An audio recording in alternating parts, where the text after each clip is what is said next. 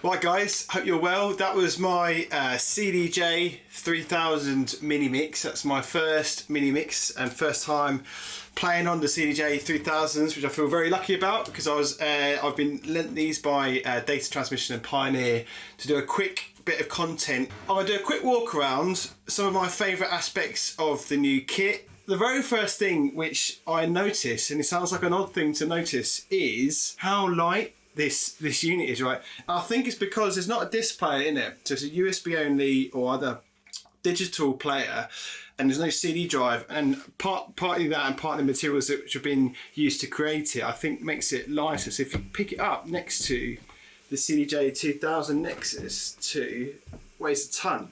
The second thing I noticed straight away was how big the screen is, and it's so easy navigating as well. We've got more buttons at the top now, so we can jump to tag list, browse, playlist, and all of this is touch screen as well. So I'm on artist now, I can go to playlists if I want, search through playlists, all of it is touch screen, super easy. I still like to use a bit of a combination with the jog wheel. I don't know why, it's just probably just a bit of habit, and maybe I'll change that over time.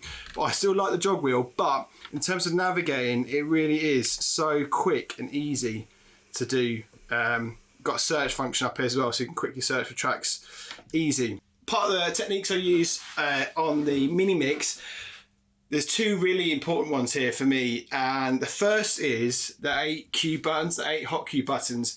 Now I do use 8 hot cues in my sets of mini mixes anyway, but on the CDJ Nexus 2, you've got to flick over to the next page of your hot cue banks, which can be quite difficult if you jump in from one of your hot cues positioned over here, then you need to go to your second page. It's quite a challenge. In this mix, I had a load of chords set up. I recorded different notes and I put them across the hot cue bank, essentially like a keyboard. So if I just play these now,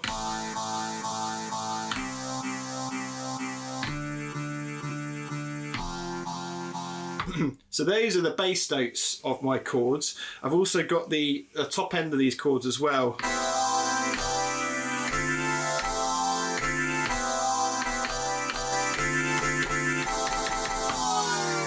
So, and with a nice little slow break stop as well. So much you can do here. And I basically, the first thing I wanted to do on this kit was basically play it like an instrument. I've set these chords up in advance for this one.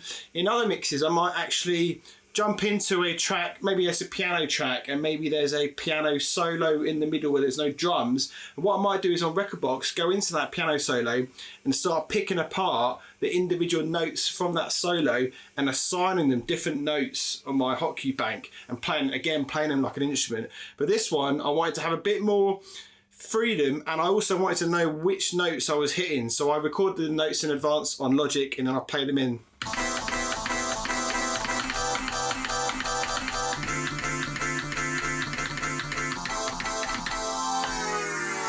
Took a bit of practice, but so much fun playing this like an instrument. I've got the quantize button turned off, which is really important for this because the timing isn't at a clear division. It's not a beat division, it's not a half beat division, it's not a quarter beat division. So I've got to have the quantize off because there's a bit of swing in there. I mainly use this deck as well in this mix for a cappella use and the chords. So actually it's all right for me to have the quantize turned off. If I was using hot cues with drums, for example, like I do on this deck, I've got the quantize turned on. That just helps me keep my timing a bit more precise. Now, the other really important improvement with the CDJ 3000 is this key shift. So here at the top, we've got 3 new buttons as well. So we've got beat loop, beat jump, which I didn't use in this mix actually. What we don't have is this key shift. So this is useful for two things. Well, one is to match your keys with, if you're playing a track in say A minor and this one's in a different key, maybe it's A sharp minor for example, then you can reduce the key with one button, one semitone per press, go down or up. Now if you are playing tracks in the mix and you want them to be in key, you still don't want to be messing around by jumping too far away from the natural key of the track, because what's going to happen is, although this software is very good, I've noticed if you're jumping away like 12 semitones or maybe 7, you're actually going to start to lose quality. So I still think if you are going to use it for matching the harmonic tones from one track to another, you do need to have it so you're not jumping too wildly away from the natural key. The way I've used it in this mix, as you would have noticed, is I got a loop on these chords. That's actually the first 2 chords here, so I've got a 2-bar loop. So what I've done is I'll use the pitch blend to create a new melody. So again, just create more interest in the mix.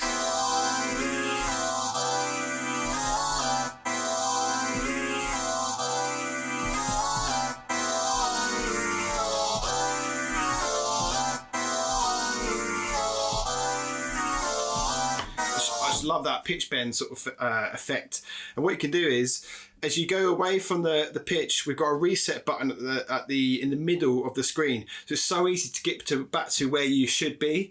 I've had so much fun with this. Another way you could use it as well is for risers.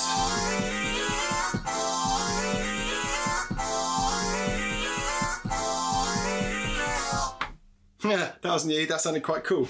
Again, this is all just trial and error to find things which work well, and then you have to take it to the next step and think about how to incorporate it into your set. Because this is quite melodic, this part, I had to do it with a track or part of a track which was less melodic, so either just a drum intro, as I think I did with this one, or perhaps drums and bass line, so there's not any other competing melodic elements. One other thing I quickly want to mention is how quickly the loading speed is of this. Like already, I've just clicked on that now, and already all of the hot cues are lined up, lighted up. If I did the same thing on the CDJ 2000 Nexus 2, flashing, flashing, flashing, flashing, next page, flashing, flashing, flashing, flashing. So it takes quite a while. It's quite a massive difference. It's so quick. So again, if you're doing lots of fast interchanges between tracks, it's so quickly and easy to jump into your next track and get on the hot cues straight away. So thanks very much for watching. I hope you enjoyed the mix and also the quick walkthrough on the CDJ 3000. It is a fantastic bit of kit. I can't wait for us to get back into clubs, hopefully next spring, and hope to see some of these new bits of kit in clubs so we can start playing around with all the new features. If you want to know about track IDs on this, make sure you hit a comment, or if you've got any other questions on this mix, hit a comment or drop me a message on social media and I'll be happy to answer. Thanks again for watching. Cheers.